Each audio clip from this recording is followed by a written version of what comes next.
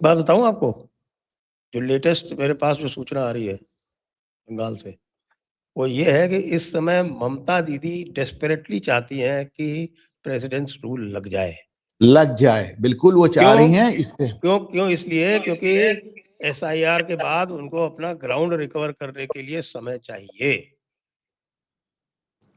देखिए, ग्राउंड जहां तक वो जो एसआईआर में खोया है, तो वो तो बहुत रिकवर होना नहीं। जो इन्होंने जुडिशियल अफसरों के साथ हरकत की है, इनको ट्राइब्यूनल में भी कुछ नहीं मिलेगा। मैं आपको देखो, वो भी तो इंसान है ना, वो भी तो इंसान है। वो हाईकोर्ट जजेस ही तो बैठे हैं ट्राइब्यूनल में, उनको ट्राइब्यूनल में भी कुछ मिलने वाला नहीं, मैं आपको बता रहा हूँ। लेकिन इसमें दो राय नहीं है वो कि एक मिनट टोकूंगा आपको, उनको आशा इस बात से बंद की क्योंकि अभी तक ट्राइब्यूनल जो है उसने एक केस निपटाया है, शेख मोतबा वाला, अलाउ कर दिया। तो उसको आधार कार्ड की बेसिस पे अलाउ कर दिया, तो उससे उनकी जो है वो बड़ी जिजीविषा बढ़ गई है। तो अब इसलिए वो चाहती हैं कि भाई रोक दिया जाए, हम ट्राइब्यूनल से सारे रेगुलराइज कर लें, प्रेसिडेंट्स रूल लगा दिया जाए, 3 महीने बाद चुनाव हो। अब उनका ये है, इसलिए वो कोई हिंसा विंसा इस तरह का कुछ करवा सकती है। तभी आपने देखिए 150 सीएपीएफ कंपनी और भेजी गई है कल। हाँ, और देखिए, मैं बिल्कुल इस बात को नहीं मानता कि अगर 3 महीने या 6 महीने राष्ट्रपति शासन रह जाए तो ममता चुनाव जीत सकती है। क्योंकि एक तो 15 साल की इनकम्बेंसी, मैंने यहाँ इतने लोगों से इस बार फर्स्ट हैंड बात की इस बार बंगाल में।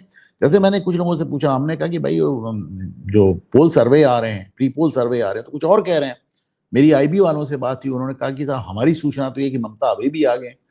तो हमने पूछा कि भाई ये कैसे आ रहा है, तो उन्होंने कहा इसलिए क्योंकि हमसे जो पूछता हम कह देते हैं ममता को वोट देंगे। हमसे जो हमने कहा, मतलब आरएसएस वालों का ये हाल है कि अगर उनसे कोई पूछता है वो कहते हैं ममता फॉर टीएमसी। वो कह रहे हैं कि यहाँ पे कोई आदमी भाजपा का नाम ही नहीं लेता। जिसको भाजपा का, आरएसएस का भी वर्कर है तो भी कहता हम टीएमसी के वर्कर है जब सर्वे वाले आते हैं। तो जहां पे आप सोचे मतदान बटन पर इत्र लगाया जाता हो और उंगली सूंघी जाती हो, तो मतलब आप सोचे वहां पे कोई आदमी कैसे खुलकर सामने आएगा। इस बार नहीं लगेगा, इत्र वाला इंतजाम हो गया है। नहीं, वो तो पुलिस ही आसपास नहीं आएगी, वहां तो सीआरपीएफ बैठी रहेगी ना। 100 मीटर के दायरे में पुलिस ही नहीं जा रही। 360 डिग्री वाला कैमरा और लाया गया है, वो 360 डिग्री का कैमरा लाया गया है, और ईवीएम के पास में डिटेक्टर अलार्म लगाया गया है। 1 से अगर 2 हुआ वहां पे ईवीएम के पास में तो अलार्म बज जाएगा। माइक्रो ऑब्जर्वर बताइए, और जो भी पुलिस कंट्रोलर सबके पास में। और ऊपर जल्दी से रिटायर एक हो गए आप। आपने ये एक चुनाव करा लिया होता तो आपको जिंदगी भर सुनाने का मिल जाता किस्सा। हाँ, एकदम मैंने हमारे मैंने बिहार में जब छापा कांड जो था अपने पीक पे था तब चुनाव करवाया। हमारे यूपी के एक अधिकारी तो देखे वहां से लड़ भिड़ के लौट भी आए हैं।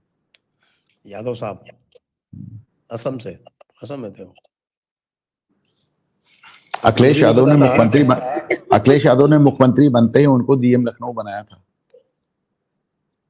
तो कारसाज व्यक्ति हैं, और उनको ये भी नहीं पता था कि उनके क्षेत्र में जिस कुछ नहीं पता कंस्टिट्यूंसी था में वो उन्हें, है कि नंबर ऑफ साहब बूथ्स नहीं पता था, पोलिंग कुछ नहीं बूथ। पता था। ही न्यू नथिंग। ये तो ऐसी चीज होती है जो पहली चीज पता होती है भाई। आखिरकार एक कंस्टिट्यूंसी में कितने होते हैं? 200 250, बहुत बड़ा कोई होता है तो 300 से ऊपर। अरे आज फिगर तो तक मालूम होनी चाहिए। आपसे 250-300 नाम थोड़ी पूछ रहा है कोई, फिगर तो मालूम होनी चाहिए। बिल्कुल मालूम होना चाहिए, और नहीं होना चाहिए तो अंदाजा होना चाहिए। अंदाजे से आसपास बोल दो साहब 320 है साहब। 320 कैसे है आपके? 325 है। और सॉरी वो 5 जो है वो ऑक्सिलरी वाले में भूल गया था। इतनी ब्यूरोक्रेसी जल्दबाजी के नहीं दा होनी चाहिए। चाहिए, दांव पेच भी हैं। Okay okay. मीटिंग्स जो है वो कई तरह की होती हैं। बहुत सारी मीटिंग्स जो होती हैं, आप देखिए करीब 70% मीटिंग्स फालतू मीटिंग्स होती हैं। तो उस फालतू मीटिंग में आपको ये तय करना होता है कि जो लोग वहाँ बैठे हुए हैं वो सब्जेक्ट को आपसे ज़्यादा जानते हैं या कम जानते हैं। और यदि वो आपको सब्जेक्ट से कम जानते हैं तो फिर आपको तैयारी करने की आवश्यकता नहीं पड़ती, क्योंकि फिर आपका वर्ड वहाँ लॉ होता है। फिर आप बगैर तैयारी के जा सकते हो, जो चाहे वो बोल सकते हो। ये जो मीटिंगों का जंजाल है, जिसमें ब्यूरोक्रेसी खोई रहती है, वो मुझे तो ये लगता है, मैं तो कई बार कहता हूँ कि साहब कि ये मीटिंग्स बनाई जाती हैं जबरदस्ती अपना दायित्व टालने के लिए।